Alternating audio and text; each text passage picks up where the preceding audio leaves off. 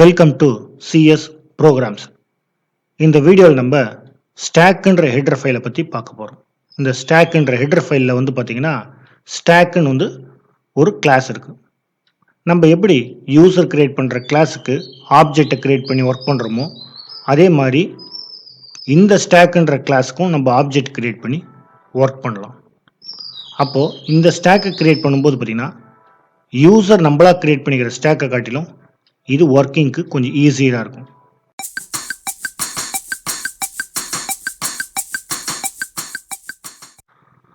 இந்த இடத்துல நம்ம கவனிக்க வேண்டியது ஸ்டாக்ன்ற அந்த கிளாஸில் டிஸ்பிளேவுக்கான எந்த பில்ட்இன் ஃபங்க்ஷனும் கிடையாது.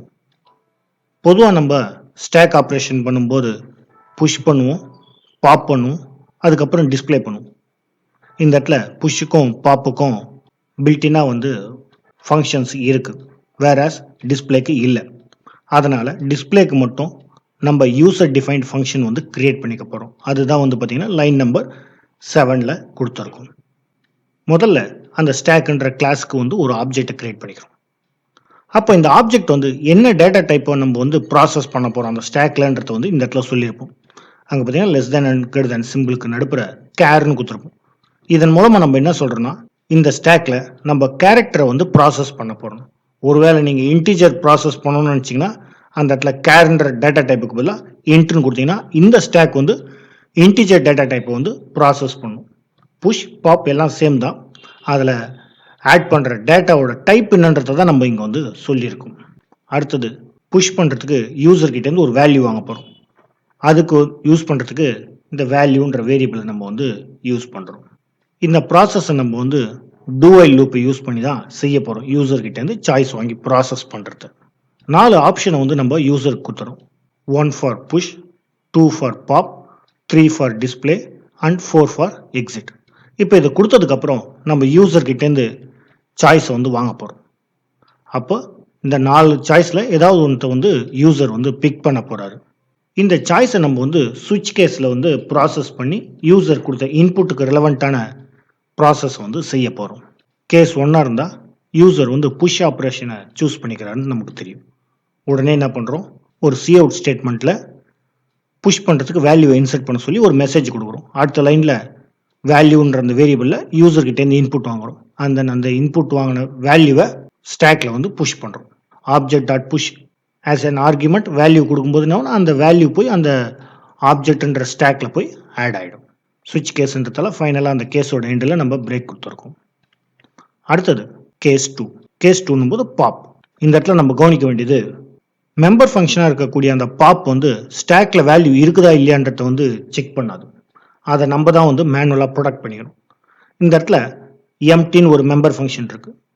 இது பார்த்தீங்கன்னா பூலியன் வேல்யூவை ரிட்டர்ன் பண்ணும். இது என்ன சொல்லுன்னா ஸ்டாக் எம்டியா இருக்குதா இல்லையான்னு சொல்றோம். அப்போ இந்த ஆப்ஜெக்ட் டாட் எம்டியை நம்ம செக் பண்ணும்போது மெம்பர் ஃபங்க்ஷனை செக் பண்ணும்போது என்ன நடக்கும்னா ட்ரூ இருந்தால் அந்த ஸ்டாக்ல எதுவும் டேட்டா இல்லைன்னு அர்த்தம். ஸோ டேட்டா இல்லாத ஸ்டாக்லேருந்து நம்ம எதையும் பாப் பண்ண முடியாது.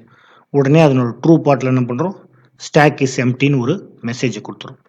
ஒருவேளை இந்த கண்டிஷன் ஃபால்ஸ் ஆச்சுன்னா டேட்டா இருக்குதுன்றது நமக்கு தெரியும். அப்போ என்ன பண்ணுறோம், அதை பாப் பண்ண போகிறோம். இந்த இடத்துல டாப் மோஸ்ட் எலிமெண்ட்டை தான் நம்ம பாப் பண்ண போகிறோம். அதை டிஸ்பிளே பண்ணுறதுக்கு பார்த்தீங்கன்னா ஆப்ஜெக்ட் டாட் டாப்ன்ற மெம்பர் ஃபங்க்ஷனை யூஸ் பண்ணுறோம். இந்த டாப்ன்ற மெம்பர் ஃபங்க்ஷன் என்ன பண்ணால் டாப் லொக்கேஷனில் இருக்கக்கூடிய அந்த எலிமெண்ட்டை ரிட்டர்ன் பண்ணும். ஸோ அதை நம்ம பிரிண்ட் பண்ணிடும். இந்த இடத்துல நெக்ஸ்ட் லைனில் லைன் நம்பர் 33ல் ஆப்ஜெக்ட் டாட் பாப்னு கொடுத்துருப்போம். இந்த இடத்துல தான் அந்த டாப்பில் இருக்கக்கூடிய எலிமெண்ட் ரிமூவ் ஆகப்படுது. இந்த இடத்துல நீங்கள் தெரிஞ்சுக்க வேண்டியது டாப் வேல்யூவை ரிட்டர்ன் பண்ணும், வேற பாப் பாப் பண்ணுமோ தவிர எந்த வேல்யூவும் ரிட்டர்ன் பண்ணாது. அடுத்த லைனில் எலிமெண்ட் டெலிட்டட்னு ஒரு மெசேஜை கொடுத்துட்றோம். அண்ட் தென் கேஸ் ஸ்டேட்மெண்ட் முடிஞ்சு போச்சு, அதனால் பிரேக் கொடுத்துட்றோம். அடுத்தது கேஸ் 3 டிஸ்பிளேவுக்கான கேஸ். டிஸ்பிளேலையும் பாப் மாதிரியே தான், எதுவும் வேல்யூ இல்லைன்னா எதையும் நம்ம டிஸ்பிளே பண்ண முடியாது. அப்போ சிமிலர் கண்டிஷனை இங்கேயும் செக் பண்ணுறோம். கண்டிஷன் ட்ரூவாக இருந்தால் ஸ்டாக் இஸ் எம்டின்னு சொல்லிடும். ஃபால்ஸாக இருந்தால் டேட்டா இருக்குதுன்னு தெரியும். ஸோ டிஸ்பிளேன்ற அந்த யூசர் டிஃபைன் ஃபங்க்ஷனை கால் பண்ணிடும். வித் ஆர்குமெண்ட் எதை கொடுக்குறோம்னா ஸ்டாக் கிளாஸ் கிரியேட் பண்ணால் அந்த ஆப்ஜெக்டை தான் ஆர்குமெண்ட் அனுப்புகிறோம். இந்த இடத்துல நம்ம ஆர்குமெண்ட்டை என்ன மெத்தடில் அனுப்புகிறோம்னா ரெஃபரன்ஸ் டைப்பில் அனுப்புகிறோம். ஆல்ரெடி நம்ம இங்கே லைன் நம்பர் 7ல் சொல்லியிருப்போம். அந்த இடத்துல வந்து பார்த்தீங்கன்னா ஆம்பர்சன் சிம்பிள் கொடுத்துருக்கோம். இதன் மூலமாக நம்ம என்ன சொல்கிறோன்னா ரெஃபரன்ஸ் டைப்பில் தான் வந்து ஆர்கியூமெண்ட்டை நம்ம வந்து அனுப்புகிறோம். அண்ட் தென் இந்த கேஸ் ஸ்டேட்மெண்ட் முடியுது, பிரேக் வந்து கொடுத்துட்றோம். அடுத்தது கேஸ் 4 எக்ஸிட்டுக்கானது. அப்போ அதில் என்ன பண்ணுறோம், ப்ரோக்ராம் எண்ட்ஸ்னு ஒரு மெசேஜை கொடுத்துட்டு பிரேக் ஸ்டேட்மெண்ட் வந்து கொடுத்துட்றோம். இன்கேஸ் யூசர் வந்து இந்த 4 வேல்யூவும் கொடுக்காம வேறு ஏதாவது கொடுத்துருந்தா இன்வேலிட் இன்புட்ன்ற மெசேஜை வந்து டிஃபால்ட் கேஸில் வந்து சொல்கிறோம். அடுத்தது யூசர் டிஃபைன் ஃபங்க்ஷனான அந்த டிஸ்பிளேவுக்கான டெஃபினேஷனை வந்து கொடுக்க போகிறோம். முதல்ல எலிமெண்ட்டை டிஸ்பிளே பண்ணுறதுக்கு அதை ஒரு கேரக்டர் வேரியபிளில் ஸ்டோர் பண்ணி தான் நம்ம வந்து டிஸ்பிளே பண்ண போகிறோம். அதுக்காக எலிமெண்ட்னு ஒரு வேரியபிளை வந்து கிரியேட் பண்ணிக்கிறோம். இந்த ஃபங்க்ஷனை நம்ம வந்து ரெக்ரசிவ் நேச்சரில் தான் வந்து செய்ய போகிறோம். ஃபர்ஸ்ட் ஸ்டெப்பில் என்ன பண்ணுறோம், பாப்பில் பண்ண அதே மெத்தட் தான். எலிமெண்ட்ன்ற அந்த வேரியபிளில் டாப் எலிமெண்ட்டில் இருக்கிறதோட வேல்யூவை ஸ்டோர் பண்ணிக்கிறோம். அடுத்தது அந்த எலிமெண்ட்ன்ற வேரியபிளில் இருக்கிற கண்டென்ட்டை வந்து டிஸ்பிளே பண்ணிடும். அப்போ இந்த 2 ஸ்டேட்மெண்ட்டும் சேர்ந்து என்ன பண்ணணும்னா அந்த ஸ்டாக்கில் இருக்கக்கூடிய டாப் எலிமெண்ட்டை வந்து டிஸ்பிளே பண்ணியிருக்கும். இப்போ ஜென்ரலாக நம்ம வந்து ஒரு ஸ்டாக்லேருந்து டாப் டு பாட்டம் மாறணும்னா இந்த இடத்துல பாப் மட்டும்தான் இருக்குது. பாப் அண்ட் டாப் இந்த காம்பினேஷனில் தான் நம்ம வந்து ஒவ்வொன்றா டிஸ்பிளே பண்ணணும். அப்போ என்ன பண்ணணும், இந்த ஸ்டாக்கில் இருக்கிறத மொத்தத்தையும் இன்னொரு ஸ்டாக்கு மூவ் பண்ணி மறுபடியும் ரிவர்ஸ் இந்த ஸ்டாக்கு கொண்டு வரணும். அது ஒரு ஆப்ஷன். இன்னொரு ஆப்ஷன் என்னன்னா ரெக்ரசிவ் நேச்சரில் நம்ம வந்து பாப் பண்ணி அந்த பாப் பண்ண எலிமெண்ட்டை மறுபடியும் புஷ் பண்ணுறது. இப்போ இந்த செகண்ட் மெத்தடை தான் நம்ம இதில் செய்ய போகிறோம். இப்போ ஃபர்ஸ்ட் எலிமெண்ட்டை வந்து பிரிண்ட் பண்ணிட்டோம். அடுத்த ஸ்டேட்மெண்ட்டில் என்ன செய்கிறோம், எந்த எலிமெண்ட்டை பிரிண்ட் பண்ணமோ அந்த எலிமெண்ட்டை பாப் பண்ணிடும் ஸ்டாக்கை விட்டு. அடுத்தது 60th லைனில் வந்து பார்த்தீங்கன்னா இப்போ பாப் பண்ணதுக்கப்புறம் ஸ்டாக் வந்து எம்டியா இல்லையான்றத வந்து செக் பண்ணுறோம். எம்டியா இல்லைன்னா அகைன் ரெக்ரசிவ்ல இதே ஃபங்க்ஷனை வந்து கால் பண்ணுறோம். உதாரணத்துக்கு 5 எலிமெண்ட் இருக்குன்னா ஃபர்ஸ்ட் டைம் கால் பண்ணும்போது, ரெண்டாவது வாட்டி இது ரெக்ரசிவ்ல கால் பண்ணும்போது 4 எலிமெண்ட் இருக்கும். அடுத்தது 3 எலிமெண்ட், அடுத்தது 2, அடுத்தது 1ன்னு ரெக்ரசிவ்ல போகும்.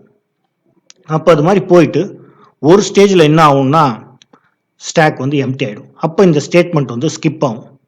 ஸ்கிப் ஆகிட்டு என்ன பண்ணும், அதுக்கு கீழே இருக்கிற 62nd லைன் வந்து ரிவர்ஸ் நேச்சரில் வந்து ஒர்க் ஆகும்.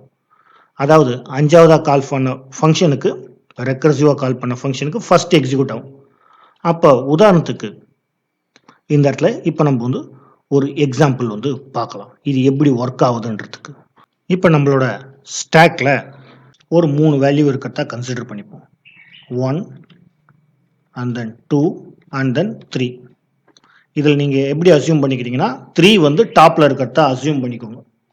ஸோ அப்போ இது மாதிரி இருக்கும்போது என்ன செய்யணும் வந்து பார்த்தீங்கன்னா ஃபர்ஸ்ட் நம்ம வந்து டிஸ்பிளே பண்ணுறோம். அப்போ எது ஃபர்ஸ்ட் டிஸ்பிளே ஆகும், 3 வந்து டிஸ்பிளே ஆகிருக்கும், அந்த எலிமெண்ட்டில் இருக்கும். இப்போ ஸ்டாக் என்ன இருக்குன்னு பார்த்தீங்கன்னா 1 and 2ன்னு வந்து இருக்கும், ஏன்னா பாப் பண்ணியாச்சு. அடுத்த ஃபங்க்ஷன் கால் போகும்போது ஸ்டாக்கோட இன்புட் 1 and 2. ஸோ அப்போ அடுத்த ஸ்டாக்ல என்ன பண்ணணும்னு பார்த்தீங்கன்னா டாப்பில் இருக்கக்கூடிய எலிமெண்ட் 2.